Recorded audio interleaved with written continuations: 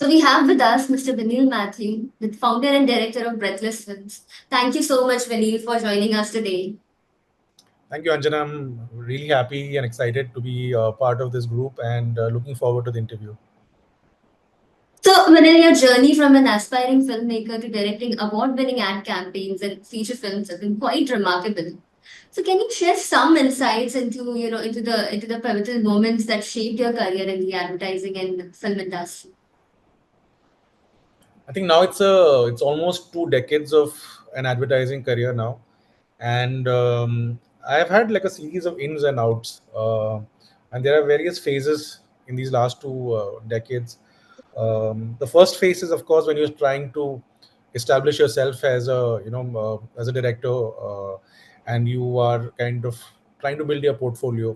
So I think there was a phase where you get a lot of very basic scripts with high very functional kind of scripts, and you're trying to do the best with them and kind of try and make it distinct, lend it some sort of voice so that people notice your work. So I think the first 5 6 years of my life was just trying to um, kind of climb up the ladder and try and make my voice known and try and differentiated work with whatever I could get. And I think very organically I evolved into a phase of doing films which are visually very visually stylistic films, and I did like this visual aspect of advertising filmmaking, and I think that there were a lot of ideas and a lot of things and techniques I want to try out in the visual space.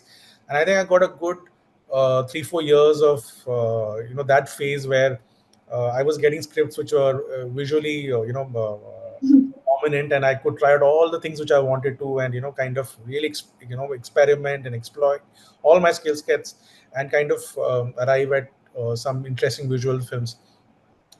And then I think I after I did my fill of these visual films, I there was a time where I was looking forward to now something deeper, something more meaningful. I was keen to do films with storytelling, with a strong human connect. And I think around 2006 or 7 there was this very big telecom boom, where we had 4 telecom operators and they were all advertising very heavily.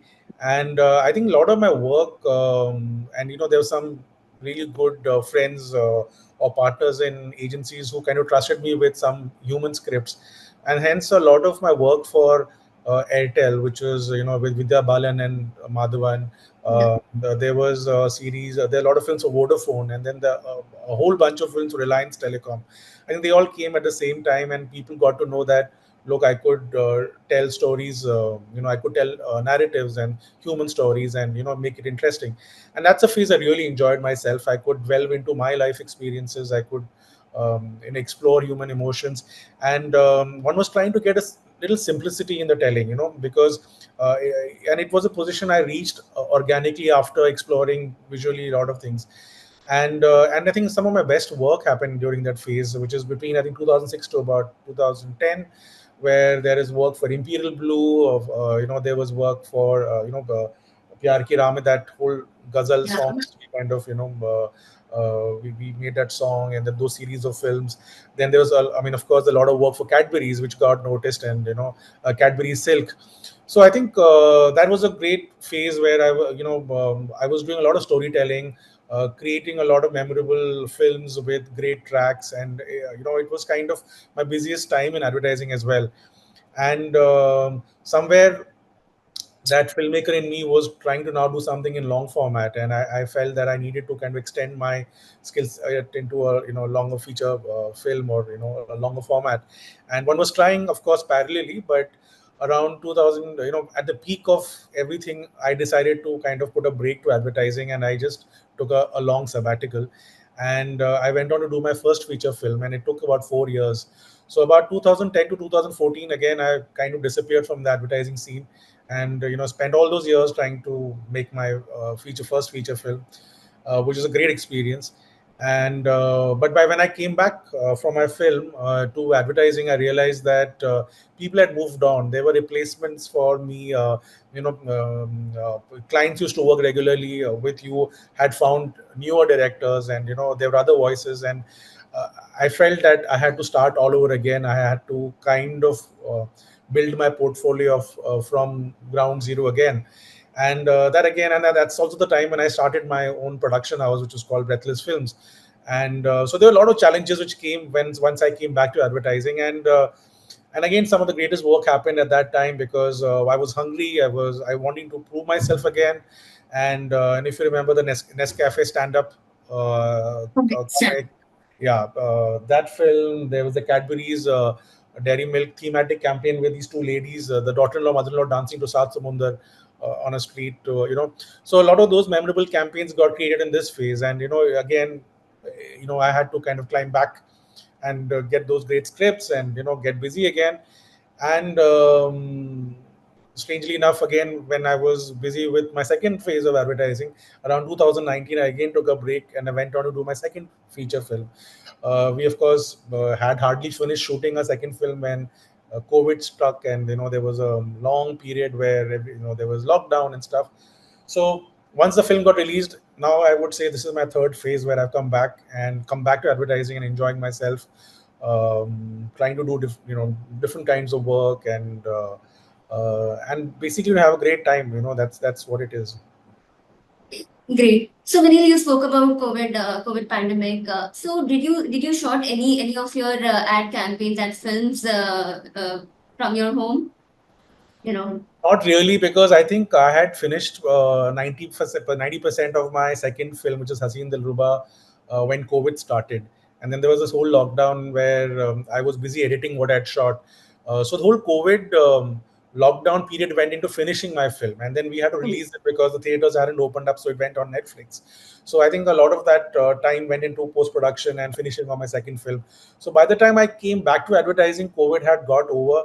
And I am somebody who is a very hands-on director. I like the physicality of meeting and kind of jamming with people, and I hate working through Zoom and calling out stuff from a computer screen. I have a like I hate it and I can't do it, and I realize that I'm not good at it. So I didn't do any of those lockdown films sitting at home and directing, because I feed off the energy of so many of my partners on a set, from my actors, from my DOP, from my ADs, and I enjoy that environment of working together. And working from a screen, doing a lockdown film is just something which doesn't come naturally to me, and I really would have struggled. So we decided to not take any work and wait when it was back to normal again, and happily back to it when it started. Great. So I think we should have done this in person. No, no, now interviews I'm better off, because my entire second film's promotion happened on Zoom. So On one became used to now this, and now of course PPMs with clients all happen on Zoom. There are so many clients I've worked repeatedly, but I never met them live. And I'm sure if I meet them on the street, either of us won't recognize each other, because we're just seeing each other as thumbnails. So yeah, a more convenient way to do it.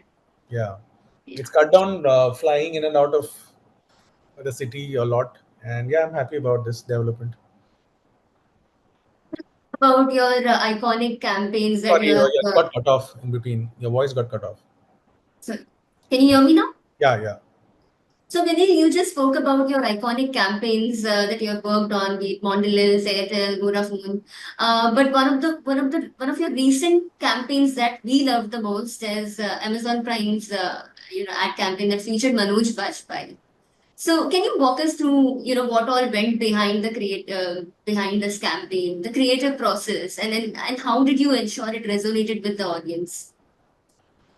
So, this was a classic case where there was a great synergy and alignment between a very creative client, which is Amazon Prime, and their marketing team and their brand team, right up till CEO, and an agency which is Manja, agency, and it was a small agency. So and then us as Breathless, and I think all of us worked very well, synced very well as a team, and I think that's a fundamental foundational basis for any great work, is that you have great teamwork between all the Right. people.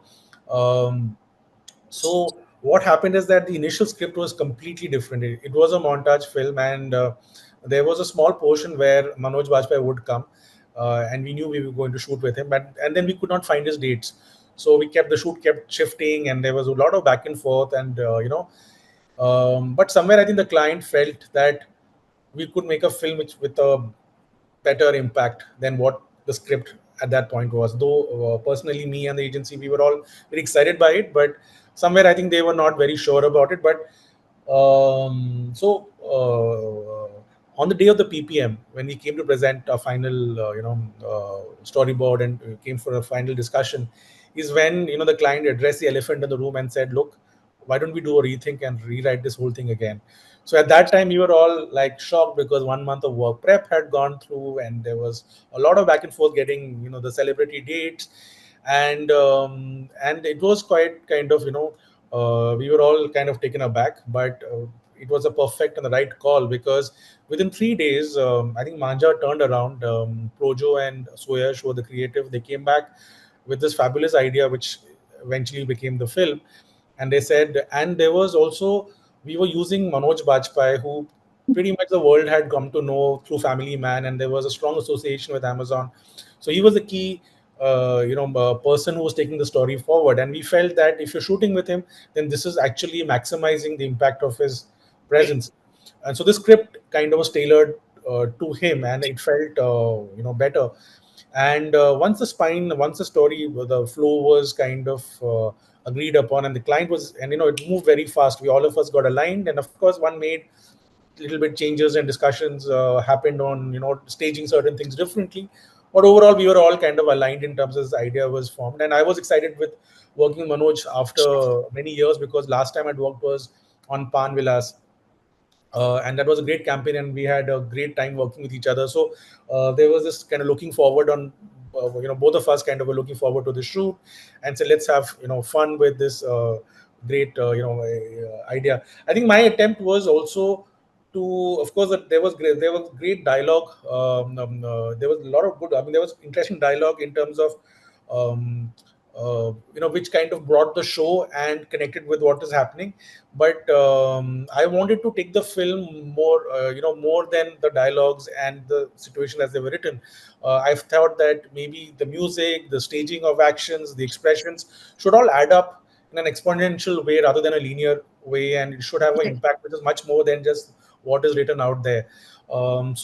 Whether it's the edit, whether it's the music, whether it was the way we staged it or we lit the characters or the expressions or casting of other characters, the idea was to kind of come out there, make a entertaining roller coaster ride, and and we had to kind of convey the depth and the breadth of shows and kind of things which Amazon was offering, and but we also did not want it to be an information heavy kind of a long infomercial. It had to be something which is going to be fun, and so we seeded these moments and everything which went into the film to kind of give it a bigger impact, and eventually when the film got made. So it was great fun because everybody was kind of trying to come together and make a great film, and eventually something which we thought would get over in 3 weeks went on for about 2.5 months. But it was all worth it. We had great time shooting it. We had a great time once the music and post was done on it. And I think from the client's end, it was in one shot the film got cleared without any changes. So I think that was great victory for all of us, and it was a good experience. Okay. So, Vinil, how do you feel about working with celebrities? Like, how was your experience? Not just Manoj Bajpayee, but overall, what do you think? Is it really is it challenging, or is it much easier to work with celebrities on an ad campaign rather than working on any other, a cast? I think it depends on the celebrity first. It depends on how much or what equation the celebrity allows me as a director to have with him, the level of engagement and the amount of trust he has in me. So there have been great instances where the celebrities have come in as actors and they said, "Look, let's do something together interesting," and they've trusted me, and I think we've got great results. But there are also times where they are clocking their hours on set and maybe not so open, and then you kind of end up with something which is not magical. So it depends on celebrities and how much they allow you to kind of work with them. um, But having said that, the advantage is, of course, it saves you a lot of casting trouble because you're not casting for a new face. You know, you're going to shoot with somebody. You know the strengths and weaknesses of that person beforehand. So then you kind of also structure your shoot and your ideas according, keeping that person in mind. And if it's a great actor, then yeah, then it's great fun on shoot. Most of them are great actors, so you are kind of going moving fast as well, and you're improvising and you're trying to get something which is better than what is written on paper. For me, the challenge also is that if a celebrity is doing like 30 other commercials with, or 30 other brands, how do I make my film more distinct and more likable than what because sometimes people just kind of get lost when they see a celebrity because they're doing so many things, you don't know, one doesn't Right.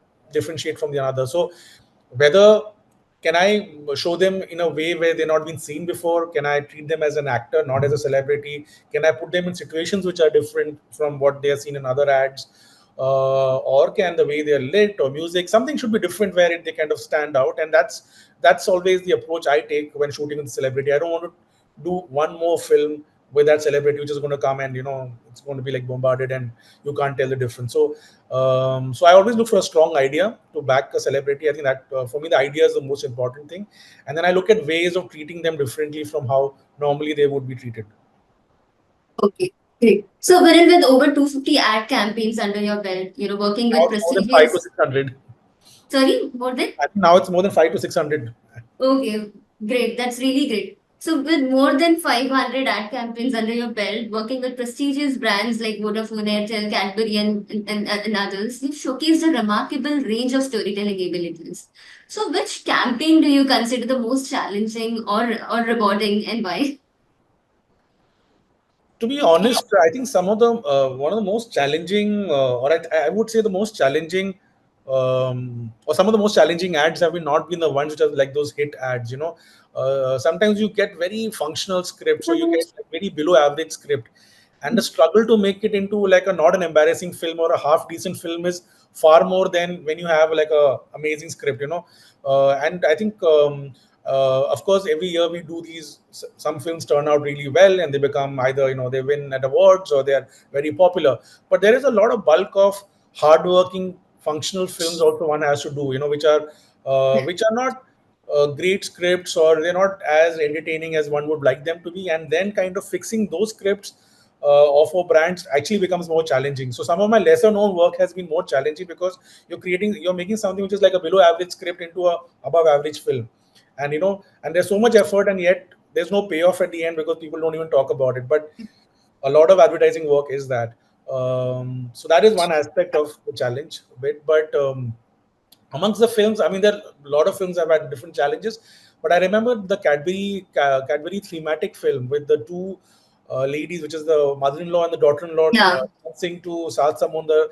Was a it was very scary when I did that, because here I was coming back to advertising after a gap of 4 to 5 years. I was doing a Cadbury film again after a couple of years, and taking a thematic film and casting fresh newcomers, people who never faced a camera, people who didn't even know what a camera is, very ordinary looking faces, untrained actors and dancers, and then stripping the script of any story and narrative and just say, let's just get these two people to dance and let them lose and let's see what we get. I think it was a very risky approach, and I think it only got pulled off because the client somehow had this trust in us, saying that look, they will do something right.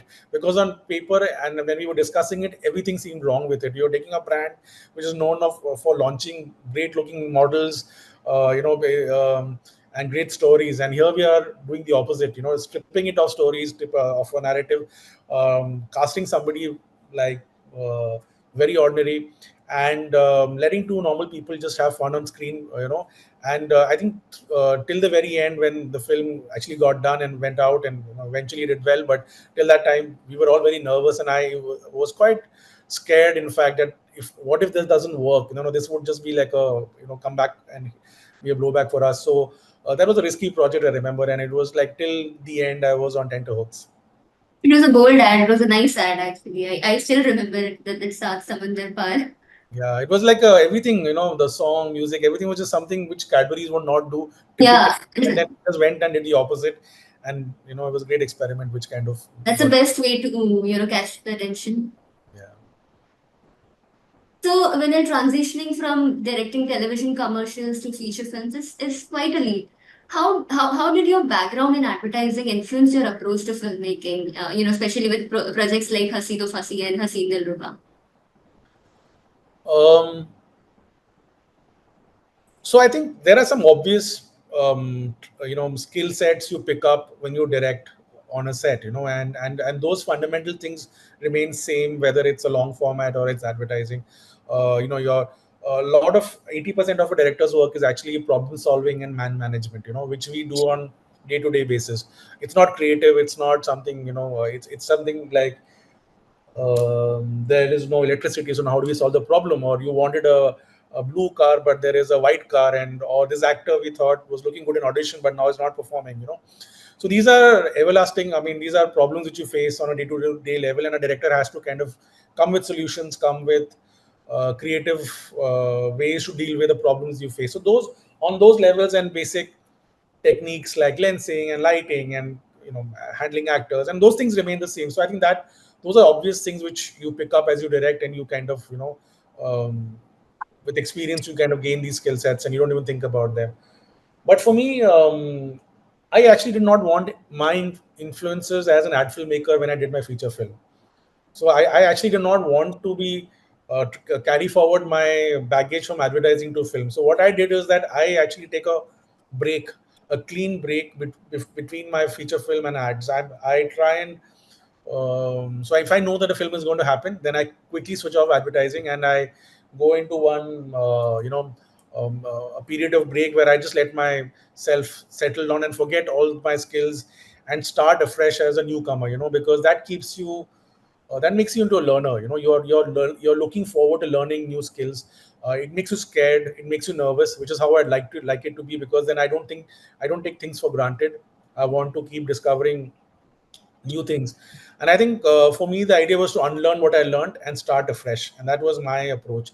So when Hasito Fasi was happening, I think a year and a half before itself, I stopped taking advertising work. I did one or two jobs for really close clients, and they requested, so I did it. But otherwise, I was pretty much on a break.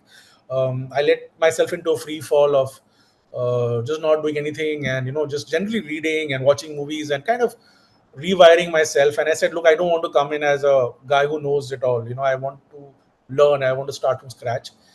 And that's how I did my film. And then once it got over, again took a break. I wanted to cleanse myself, detox myself from all the things I picked up on a film. And I said, okay, I'm going to come fresh. I'm going to start my struggle again in advertising. And I think that approach helps me to reinvent myself every time when I come back. Because it helps me to keep me excited, keep me nervous. I think these are two important things when you start doing a film. If you, the moment you're confident or you're comfortable, I get scared. I don't like a comfort zone. I like it to be always something, something which is, you like your everything rests on how well the film does. So if it doesn't do well, the cost of doing it badly. So that risk is what I like, and I like to create that situations of slight, discomfort. And yeah, that's what I did. So I take proper breaks between my films and my ads so that I don't they don't kind of get visible. And I didn't want people to come with expectations. Oh, he's made this kind of ad film, so he'll make a feature film like a similar zone. This is a completely different person who made a different film.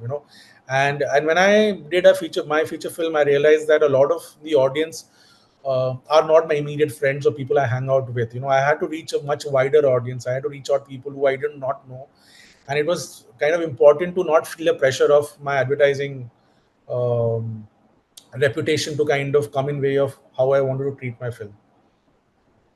So, are you working on any new project, feature film? I'm always working, so I keep Okay. writing. I like to keep. I mean, it's always very difficult to have one foot in a long format and in advertising, but it's a struggle I enjoy.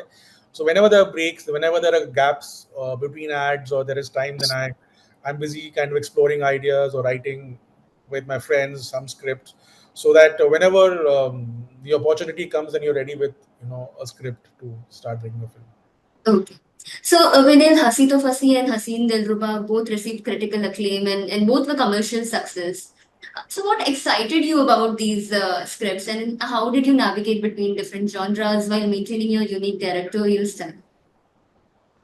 So Hasi to Fasi was, I know it was a film which it was based on a short story at a short film I did in when I was in film institute in Pune, and I had this idea in my head, and then my friend came over and we kind of made this into a big, like he rewrote the idea into a bigger idea, which is Hasi to Fasi.